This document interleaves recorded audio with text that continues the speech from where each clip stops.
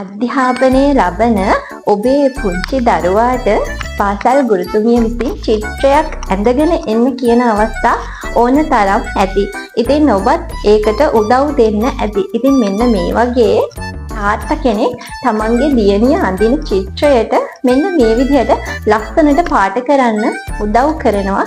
මේ කවි පන්තිය දුවගේ චිත්‍රය කියලා ඉලක්ෂ ජයවර්ධන මහතාගේ කවි පොතේ කඩා වැටෙන තරුවක් කියන මෙන්න මේ කවි පොතේ එන පළමු කවිය තමයි මේ රස විඳින්න සූදානම් වෙන්නේ. මේ චිත්‍රය නම් කරලා තියෙන්නේ දුවගේ චිත්‍රය කියලා. අහසකට ලස්සන ගෑවම දම් පාට හඳත් අයිනෙන් අඳිමු එය නැතුව බෑ රැට.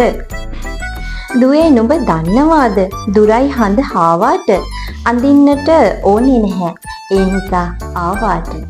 මේ තාත්තා තමයි මේ දුවගේ චිත්‍රය ලස්සන කරන්න මේ උදව් කරන්නේ.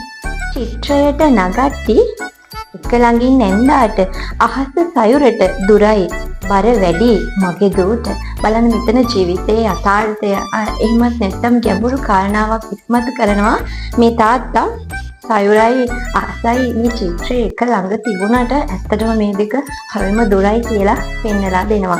ඒ වගේම කියනවා ගගනතේ මායි මේ නුඹ ඇඳපු වවුලාට ළඟින් තව කෙක් අඳිමු කනිය හොඳ නෑ ඕට.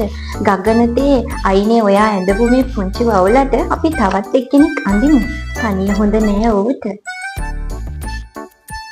ටීචරුත් ලකුණු දෙයි නොවෙන් දිය සංගාව දැන් හරිම ලස්සනයි වෙරළ ළඟ හැන්දෑව.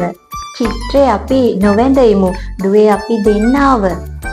එහෙම වුණොතින් ළමයි සොයයි නුඹේ අම්මාව. බලන්න මේ චිත්‍රයේ අවසානයේ කියනවා චිත්‍රය අපි නොවැඳෙමු අපි දෙන්නාව.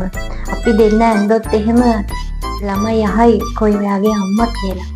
ඉතින් තාත්තා කෙනෙක් දියණියක් හදන්න දියණියක් වෙනුවෙන් තමන්ගේ දුව වෙනුවෙන් මොන තරම් කැපකිරීම කරනවද පිය සෙනෙහස හරිම චමත්කාර ජනක විදිහට නිර්මාණය කිරීමට මේ කවිය තුළින් සමත් වෙලා තියෙනවා ඊටාම දක්ෂ විදිහට.